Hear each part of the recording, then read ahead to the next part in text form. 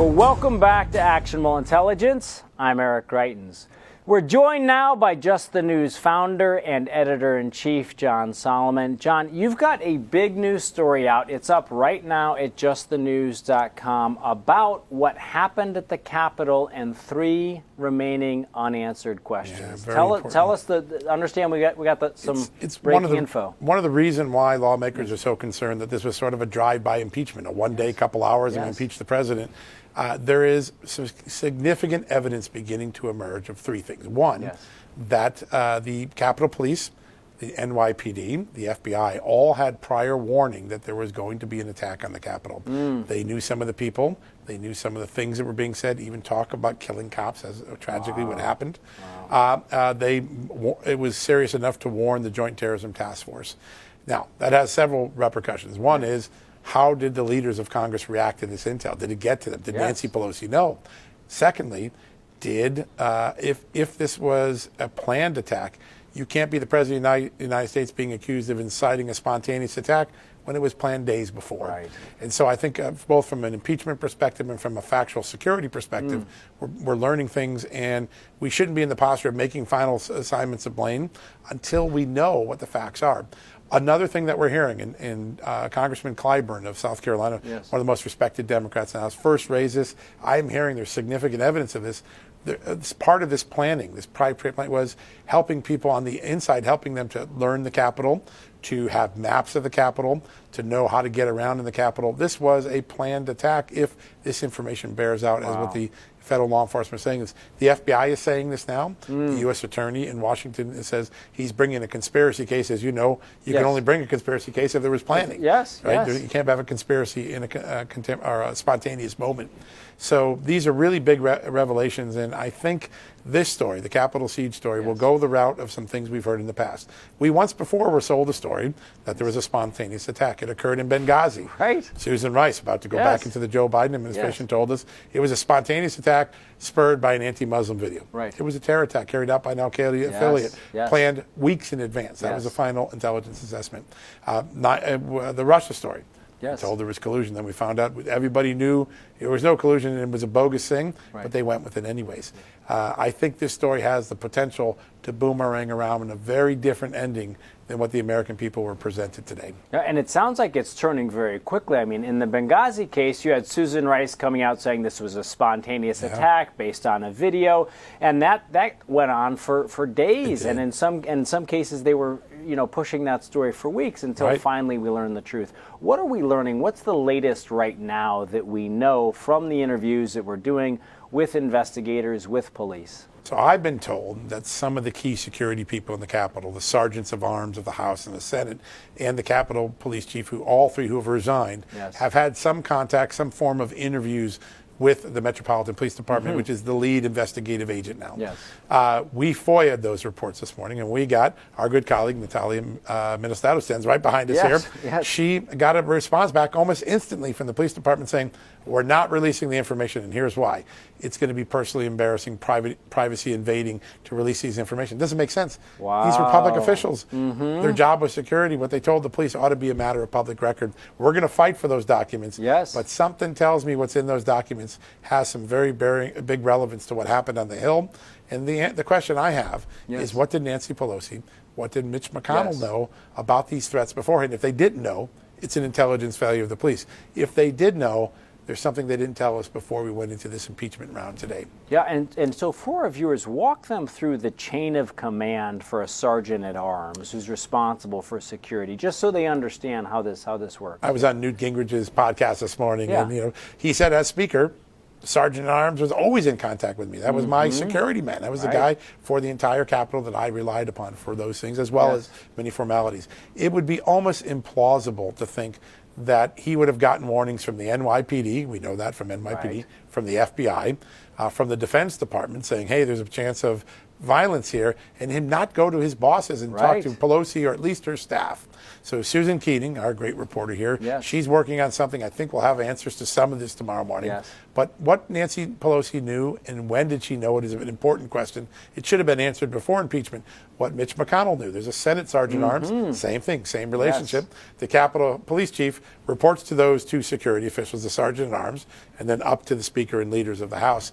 We do not know what they know. And I think a week into this, that is a gap in our knowledge that we should try to close. That's what we're working on here at Just the News. Yeah, well, it's obvious it's a really important gap, and it's especially important in light of what happened today. I think a lot of Americans on both sides of the aisle are actually concerned about the precedent that's being set, where you have an impeachment that's happening essentially with no investigation of the events that actually took place. I've been in fast food lines that went slower than this impeachment today. It's a scary thing. Yes. It's not what our founding fathers intended. No. Maybe there is blame to assign to the president, but the facts weren't entered in a way. It was all emotion, all rhetoric. Yes. And to now hear, as this proceeding was finishing, to hear the FBI talk about pre-planning. And here's a funny thing. A few minutes after the impeachment went over, CNN matched our story this morning and said, oh, there's evidence of a significant pre-plan.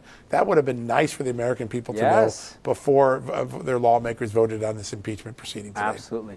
Now, when we go back to the first impeachment, which was just a couple of months ago, at the time, the president and his team were saying that the whole Russia collusion thing was a hoax. They were talking about the activities of Hunter Biden and former Vice President Joe Biden as they related to Ukraine. All of those things are being raised at the time. You've also got a story out at justthenews.com right now about the documents related to Russia that haven't been declassified, but it sounds like there are also some important documents that we've just recently learned about. Yeah, so last night I put the 40 that I've been talking about on television for the last few months. The president is aware of these documents.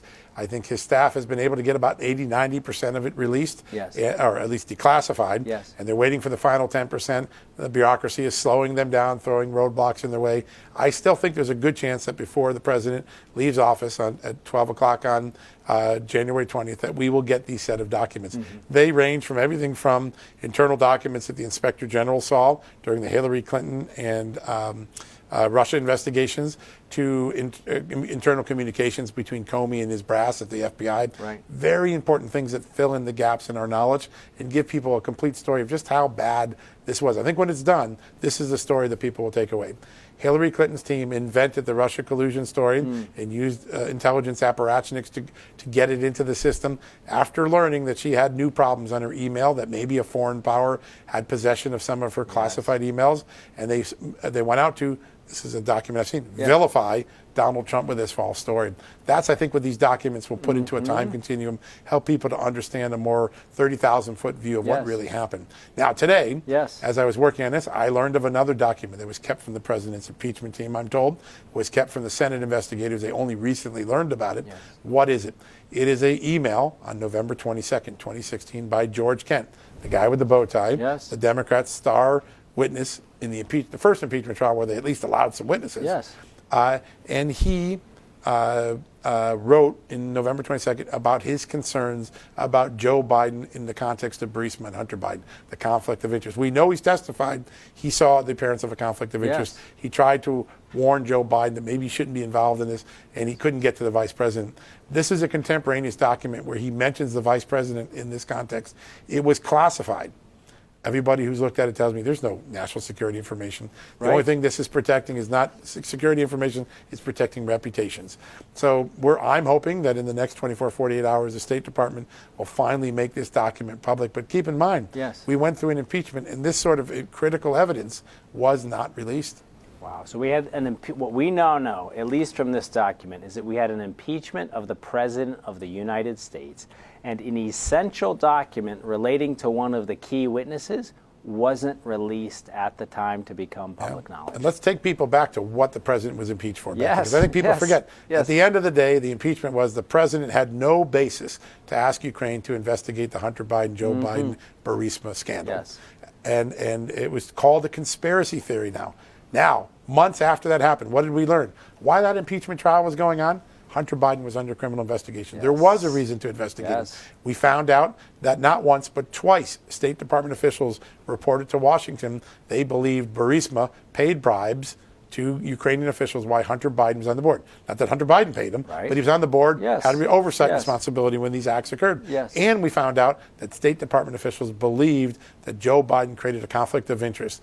all of that would have been relevant to the president's defense. It was kept from him in great part by the bureaucrats at the State Department. We have forced it out through repeated lawsuits with our good friends at the Southeastern Legal Foundation, Just the News and Southeastern Legal Foundation. That's the sort of impeachment gaps we have. We can only wonder what gaps in knowledge we're going to learn later about the impeachment that occurred today in less than 6 hours of procedure in the House.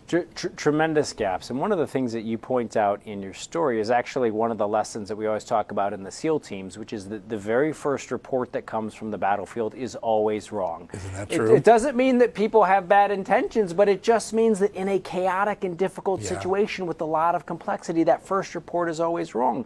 Our first impression of what happened during 9/11 was wrong. As you mentioned, the reports about Benghazi were wrong. The reports about Russia collusion were wrong. And yet now we've impeached a president for a second time and a full investigation hasn't yet been done. I know you and the team are going to stay on this throughout. We absolutely are. We owe the American people the truth. Whoever is to blame, whether it's the president, other people, we should get to the bottom of the truth and assign the facts so people can make up their own mind. That's what we do here at Real America's Voice, what we do at Just the News. We give facts. People can make up their own mind. They've been force-fed a story without all the facts, and I think that's going to be our job going forward to unravel that, unpack that. Awesome. Well, John, thank you very much. We appreciate it. Well, folks, again, that is John Solomon, I believe the hardest working journalist in the country, who is bringing you facts every single day about the things that are happening here in our country. We are always grateful to him and the entire team at justthenews.com. Go out to justthenews.com where you can see all of those breaking stories where John breaks down the story about the unanswered questions related to the Capitol riots and the declassification of documents in Russia. Stay right with us. When we come back, we're going to break down some of the other big stories of the day with our crew right here.